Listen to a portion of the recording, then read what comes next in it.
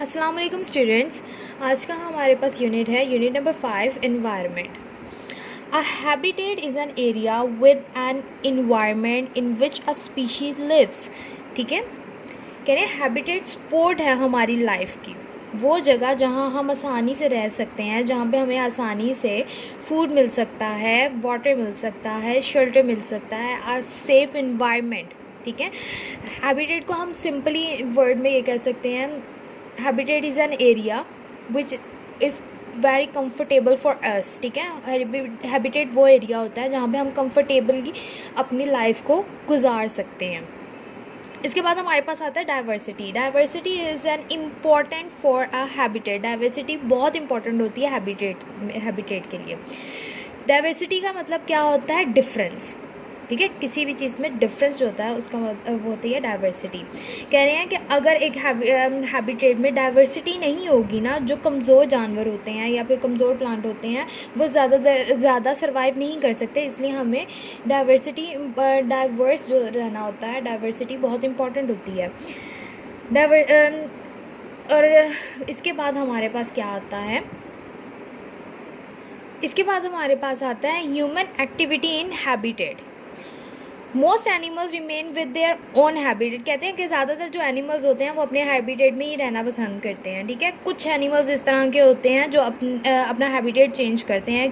क्योंकि वो तब मजबूर होते हैं जब उनको उस जगह से शेल्टर मौजूद ना हो, उनके लिए शेल्टर मौजूद ना हो, फूड ना मिल रही हो, या फिर वो अपने आप को वहाँ पे सेफ ना समझ रहे हो, तब वो अपना क्या करते हैं, अपना हैबिटेट चेंज कर लेते हैं इस सूरत में।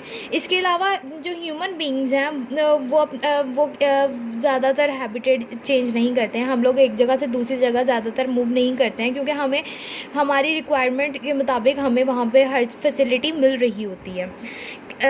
लेकिन हम लोग क्या करते हैं, हम लोग फॉरेस्ट ज़रूर काटते हैं, हम दरख्तों को काटते हैं, हम जंगलात ख़त्म कर रहे हैं ताकि हम उसे अपने घर बना सकें, फर्नीचर बना सकें। और ज़्यादातर जो ह्यूमन्स हैं ना वो मतलब कि इसलिए एक जगह से दूसरी जगह मूव करते हैं फॉर फन। हम लोग अपने एरिया से दूसरे एरियाज़ में जाते हैं थोड़ा चेंज के लिए, ब्यूटी देखने के लिए। इस तरह से हम लोग इस वजह से नहीं करते कि हमें वहाँ पे शेल्टर मौजूद नहीं है या हमारे लिए या फूड मौजूद नहीं है।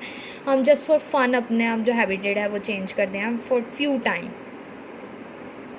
इसके बाद हमारे पास आता है कंजर्वेशन। कंजर्वेशन क्या होता है? Conservation is about the protecting and managing the earth natural resource.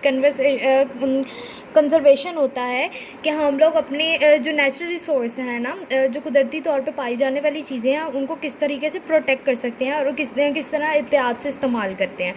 For example, अगर हमसे पुराने गुजरे हुए जो लोग हैं वो गंद जो होता है, जितना भी वाटर है हमारे पास, फ्रेश वाटर है, उसको पोल्यूट कर देते हैं, उसके अंदर पोल्यूशन होती या फिर उसके अंदर कूड़ा वगैरह इस तरह की चीज़ें फेंकते, तो क्या होता, आज हम लोग वो पानी इस्तेमाल ना कर सकते क्योंकि वो हमारे यूज़ में ना आ सकता, वो पोल्यूट हो जाता। ठीक है, तो इसी तरह से अगर हम लोग दरख्त वगैरह, पिछले हमसे गुजरे हुए लोग जो हैं वो दरख्त वगैरह काट देते, जंगलात जो हैं वो ख़त्म कर देते बिल्कुल, तो क्या होता, हमारे लिए कम सोर्स होता ब्रीदिंग का, हम लोगों के पास सांस लेने के लिए चीज़ ना होती, एयर ना होती। तो इस वजह से कह रहे हैं कि हम लोग किस तरह से अपनी जो नेचुरल रिसोर्स हैं उनको किस तरह से प्रोटेक्ट कर सकते हैं। नेचुरल रिसोर्सेज क्या होती हैं? वो रिसोर्सेज होती हैं जो हमें कुदरती तौर पर मिलती हैं, ज़मीन पे पहले से मौजूद है, इंसान की बनाई हुई नहीं है। जैसे कि हमारे पास पानी है, water, tree and plants, oil, gas, coal, gold, silver, sand, salt, wind energy and solar energy. Wind भी जो है वो नेचुरल रिसोर्स है और सोलर भी जो है वो नेचुरल रिसोर्स है। विंड जो है हवा चलती है तो हम उसे एनर्जी प्रोड्यूस होती है, और इसके अलावा सोलर जो है वो सूरज की रोशनी से प्रोड्यूस होती है। Human using natural resources. हम पानी को किन किन कामों के, हम नेचुरल रिसोर्सेज जो हैं उनको किन किन कामों में इस्तेमाल करते हैं? सबसे पहले हमारे पास है वाटर। वाटर को हम किस पर्पज़ के लिए यूज़ करते हैं? ड्रिंकिंग, वॉशिंग, ठीक है, और ट्रांसपोर्ट के लिए भी करते हैं। ट्री एंड प्लांट, उनको किस लिए करते हैं? बिल्डिंग के लिए, फूड, मेडिसन्स के लिए, क्लोथ्स के लिए, डेकोरेशन वगैरह के लिए भी हम इनको यूज़ करते हैं। फिर उसके बाद है हमारे पास मिनरल्स को हम बिल्डिंग बनाने के लिए करते हैं, ज्वेलरी, डेकोरेशन वगैरह इसके लिए भी यूज़ करते हैं। फिर है हमारे पास renewables and non renewable resources. ठीक है, वो कौन कौन से थे? रीन्यूएबल वो होते हैं जिनको हम एक चीज़ को हम दोबारा से किसी चीज़ में इस्तेमाल कर सकते हैं। जैसे प्लास्टिक होता है, प्लास्टिक की बोतल है, वो ख़राब हो गई है, अब आपको उसको रीन्यू कर सकते हो, उसको दोबारा से एक प्रोसेस से गुजारते हो और उससे कोई और चीज़ बना सकते हो। सेम इसी तरह से जैसे हमारे पास एयर है वो रीन्यूएबल रिसोर्सेज है, और इसके बाद सोलर जो है सनलाइट है वो रीन्यूएबल रिसोर्सेज है।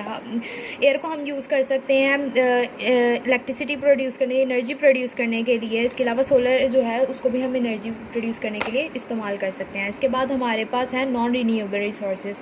वो नॉन रीन्यूएबल रिसोर्सेज होती हैं जिनको हम दोबारा इस्तेमाल नहीं कर सकते। जैसे कि हमारे पास में कौन सी हैं? कोल है, ऑयल है, मिनरल्स हैं। ये जो हैं इसको एक दफ़ा इस्तेमाल किया जाता है, बार बार इस्तेमाल हम नहीं कर सकते।